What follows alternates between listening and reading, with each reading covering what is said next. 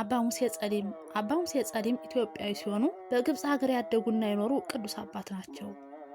በቤተ ክርስቲያን በሊቀ ነቢያት ሙሴ ስም የሚጠሩ ብዙ ቅዱሳን ይገኛሉ።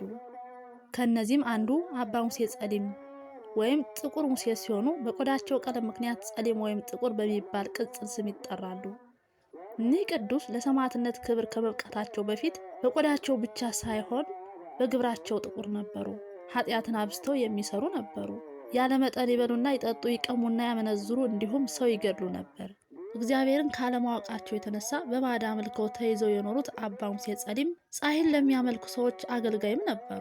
በዚህ አይነት ልማድ እየኖሩ ሳሉ የሰውን ጠፍቶ መቅረት የማይወደው አምላከ ቅዱሳን እግዚአብሔር ወደ ቤቱ ሊመልሳቸው በወደደ ጊዜ የፀሐይን ፍጡርነትና ግብዝነት ስለገለጸላቸው ብዙ ጊዜ ወደ ፀሐይ በማንጋጠጥ ፀሐይ ሆይ አንተ አምላክ ከሆንክ አነጋግረኝ፣ ደግሞም የማላውቀው ሆይ ራስክን አሳውቀኝ ይሉ ነበር።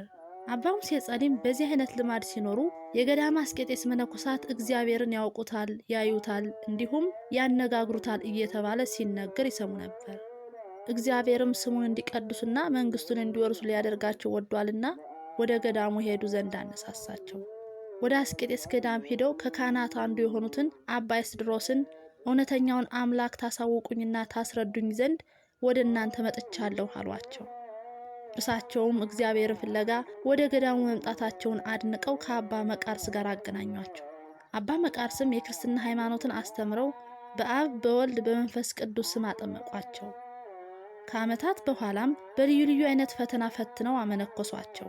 አባ ሙሴ ጸሊምም ብዙ ገድልን ከሚጋደሉ ቅዱሳን አብልጠው መጋደል በጀመሩ ጊዜ ሰይጣን ለማሰናከል ከገዳም ለማስወጣት በማሰብ ቀድሞ ያሰራቸው በነበረው ግብረ ኃጢአት ሊወጋቸው ጀመረ። አባ ኤስድሮስም እያጽናኑና እየመከሩ በተጋድሏቸው ይበልጥ እንዲጸኑ ያተጓቸው ነበር። አባ ሙሴ የውሃ መቅጃ ስፍራው ሩቅ ነበርና አረጋውያን መነኮሳት በመንገድ እንዳይደክሙ ዘወትር ውሃ እየቀዱ በሚተኙበት ጊዜ በየባታቸው ደጃፍ በማስቀመጥ ያገለግሏቸውና ድካማቸውን ይቀንሱላቸው ነበር።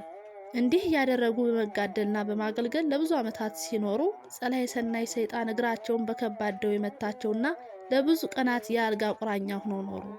እርሳቸውም በደዌ የሚፈታተናቸው ጥንተ ጠላት ሰይጣን መሆኑን ተረድተው ሰውነታቸው ደርቆ በእሳት የተቃጠለ እንጨት እስኪመስል ድረስ ተጋድሏቸውን እጅግ አበዙ። እግዚአብሔርም ትዕግስታቸውን አይቶ ከደዌያቸው ፈወሳቸው። የሰይጣንንም ውጊያ ርቆ ጸጋውን አሳደረባቸው። ከዚህ በኋላ እርሳቸው ወደሚኖሩበት ገዳም የተሰበሰቡ 500 የሚሆኑ ወንድሞች መነኮሳትን በአበምኔትነት እያስተዳደሩ እያሉ ቅዱስ ጳውሎስ በመልካም ለሚያገለግሉት ከፍተኛውን ሹመት ይስጧቸው፣ ኢየሱስ ክርስቶስን በማመን ብዙ ባለሟልነት አለና በማለት እንዳስተማረው በማህበረ መነኮሳቱ ለቅስና ማዕረግ ተመረጡ። ሊሾማቸው ወደ ቤተ መቅደስ ባቀረቧቸው ጊዜ ግን ሊቀ ጳጳሳቱ የቅስናን ማዕረግ ሊሰጧቸው አልፈቀዱም ነበርና አረጋውያኑን ይህን ጠቋራ ለምን አመጣችሁብኝ? ከዚህ አውጡት አሏቸው። አባ ሙሴም ይህን ቃል ከሊቀ ጳጳሳቱ ሲሰሙ መልክ የከፋ ጠቋራ ሆይ መልካም አደረጉብህ እያሉ ራሳቸውን እየገሰጹ ከቤተ መቅደስ ወጡ።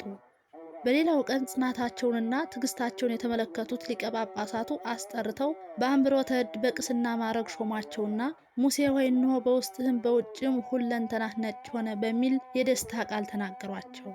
ከዚህ በኋላ በተቀበሉት ማዕረግ እግዚአብሔርን መነኮሳቱንና ገዳሙን እያገለገሉ ኑረዋል።